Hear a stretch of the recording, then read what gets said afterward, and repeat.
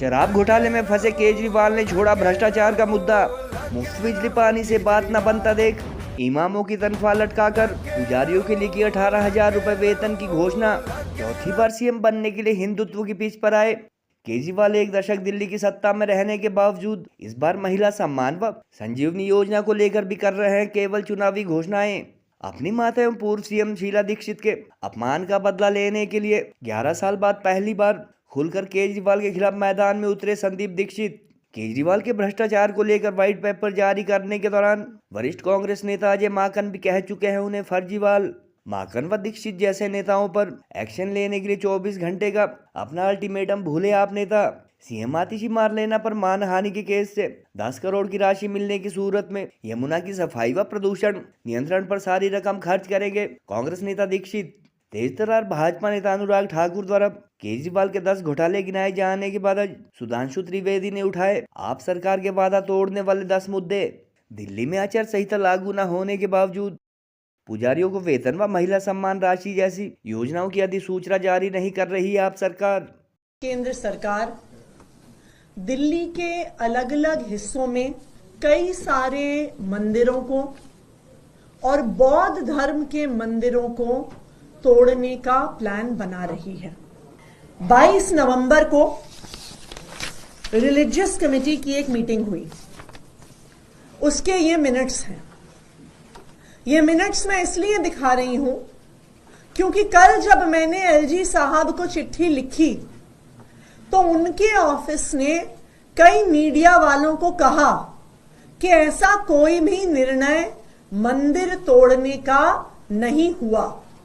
Religious committee की meeting हुई है और उसमें कई मंदिर तोड़ने का फैसला हुआ है।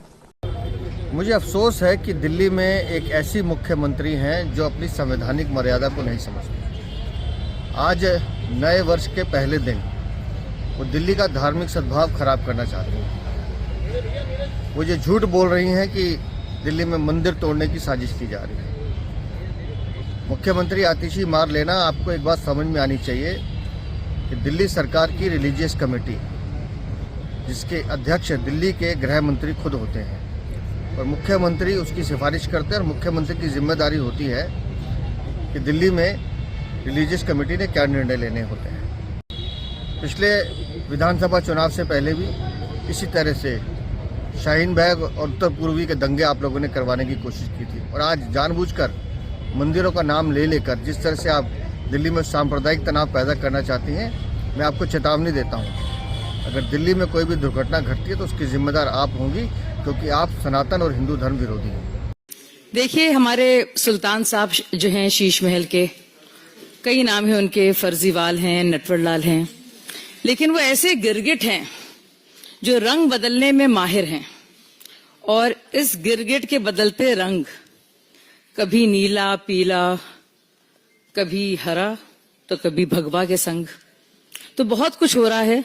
मुझे लगता है अरविंद केजरीवाल को जिस तरह से मैं समझती हूं कि जब स्थिति ऐसी हो जाए और पानी सर से ऊपर चढ़ जाए तो अरविंद केजरीवाल कहते थे बस रायता फैलाओ। तो इतनी गंदगी कर दो, इतना छीछा लीदर कर दो कि कुछ भी लॉजिक, तर्क, तुक, तरीका ना बचे। 2024 में जहां एक तरफ श्री राम मंदिर का उद्घाटन हुआ 500 वर्षों के बाद, 60 वर्ष के बाद देश में लगातार तीसरी बार किसी प्रधानमंत्री को सरकार बनाने का मौका मिला। प्रधानमंत्री श्री नरेंद्र मोदी जी को संविधान ने 75 वर्ष पूर्ण किए और हम पूरे वर्ष में फास्टेस्ट ग्रोइंग लार्ज इकोनॉमी में से एक रहे। परंतु उसी के साथ एक विचित्र संवैधानिक उदाहरण भी इस 2024 में देश ने देखा, जब जेल से रहकर एक मुख्यमंत्री ने सरकार को चलाया। इसे मैं वेतन या तनख्वाह नहीं कहूंगा, एक तरह से इनका सम्मान करने के लिए इसकी घोषणा कर रहे हैं कि लगभग 18,000 रुपए महीना इनको सम्मान राशि दी जाएगी हमारी सरकार बनने पर। जब बाबरी मस्जिद का ध्वंस हुआ तो मैंने नानी से पूछा, नानी अब तो आप बड़े खुश हो गए, अब तो आपके भगवान राम का मंदिर बनेगा।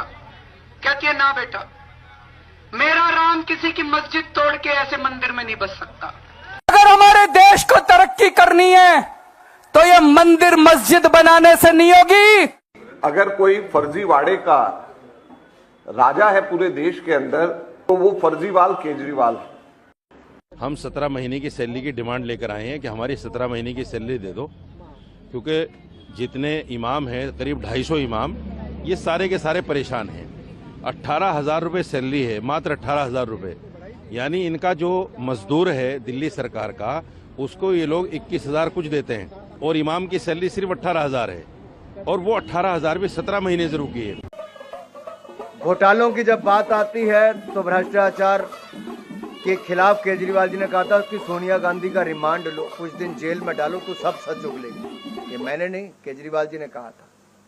और इनकी सरकार में एक नया काम हुआ, जल बोर्ड घोटाला, क्लासरूम घोटाला, मोहल्ला क्लिनिक घोटाला, वक्फ बोर्ड घोटाला, शराब घोटाला, डीटीसी घोटाला, श्रमिक सहायता घोटाला, विज्ञापन घोटाला, हवाला घोटाला। 10 साल में 10 घोटाले कर दिए।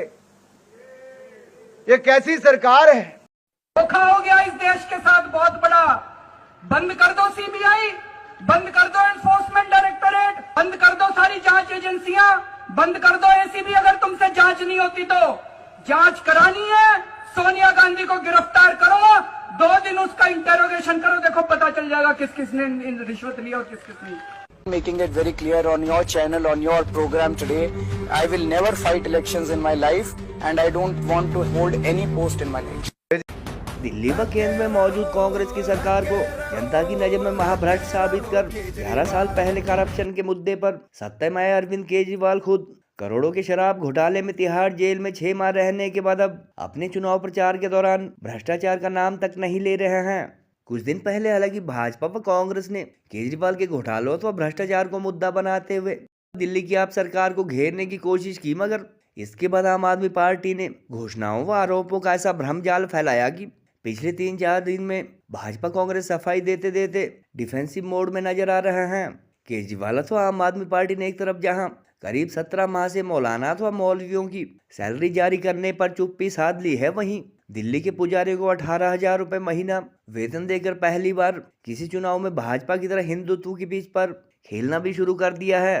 पुजारी ग्रंथी सम्मान निधि के साथ साथ केजरीवाल व उनकी पार्टी के नेताओं ने दिल्ली में हिंदू मंदिरों को तोड़ने की कोशिश, सांसद संजय सिंह की पत्नी का नाम वोटर लिस्ट से हटाने की शिकायत, बिना बजट वाली महिला सम्मान निधि का रजिस्ट्रेशन रोकने, कांग्रेस नेताओं द्वारा भाजपा से पैसा लिए जाने व सीएम आतिशी मारलेना को गिरफ्तार करने की कोशिश जैसे आरोपों की ऐसी झड़ी लगाई कि सफाई देने पर मजबूर हुए कांग्रेस व भाजपा नेता केजरीवाल के घोटाले तो भ्रष्टाचार का मुद्दा उठाने का समय ही नहीं निकाल पाए।